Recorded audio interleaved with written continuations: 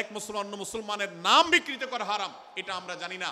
এই ব্যাপারেও আমরা দেখেছি যে আমরা যারা ইসলামের দাওয়াতের কথা বলি, কোরআন হাদিসের কথা বলি, তারাও দেখা যায় সোশ্যাল মিডিয়াতে, ফেসবুকে একদল মুসলমান অন্য দলে মুসলমানদেরকে নানা বাজে উক্তি দিয়ে ডাকাডাকি করে, বিকৃত নামে ডাকে, বিকৃত উপাধি দেয়, খারাপ কথা বলে, অমুকের দালাল তমুকের দালাল ইত্যাদি ধারণা করে কথা বলে।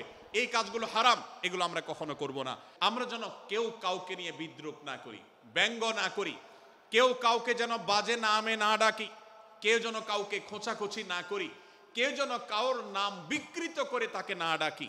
ভাইরা আমার, এই আয়াতটি আমি শুরুতে তেলাওয়াত করেছি। আল্লাহ বলেছেন, ইয়া আইয়ুহাল্লাযীনা আমানু লা ইয়াসখার কওমুম মিন কওমিন আসা আন ইয়াকুনু খায়রাম মিনহুম।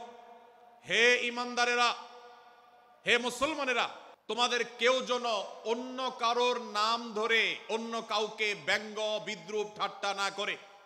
আমরা একে অন্যকে নিয়ে ঠাট্টা করি কি করি না? বিদ্রুপ করার রোগ আমাদের মধ্যে আছে না নাই?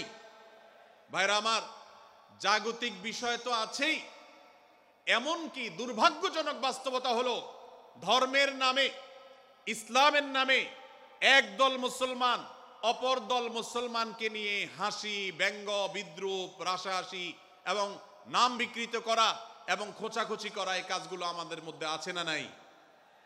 আমরা যারা ইসলামের খেদমত মনে করে আমার ভিন্ন মতের ভিন্ন দলের মুসলমানকে খোঁচাখুচি করি, আমরা যারা আল্লাহর খেদমত মনে করে, ইসলামের সেবা মনে করে, দাওয়াতের কাজ মনে করে, ইসলাম প্রচার মনে করে ভিন্ন মতের অন্য দলের মুসলমানকে নিয়ে ব্যঙ্গ বিদ্রুপ আর হাসাহাসি করি, তাদেরকে সোশ্যাল মিডিয়াতে, অনলাইনে, অফলাইনে তুচ্ছ-তাচ্ছিল্য করি, আল্লাহর শপথ করে বলছি, এটা ইসলামের সেবা নয়, এটা হলো প্রবৃত্তির পূজা, এটা হলো আপনার নফসের পূজা, এটা হলো আপনার প্রবৃত্তির গোলামি করা, এটা আল্লাহর গোলামি নয়, এটা ইসলামের খেদমত নয়, এটা ইসলামের 12টা বাজানো। ভাইরা আমার, কোন অবস্থাতে একজন মুসলমান অন্য মুসলমানকে নিয়ে ব্যঙ্গ বিদ্রুপ করতে পারে না।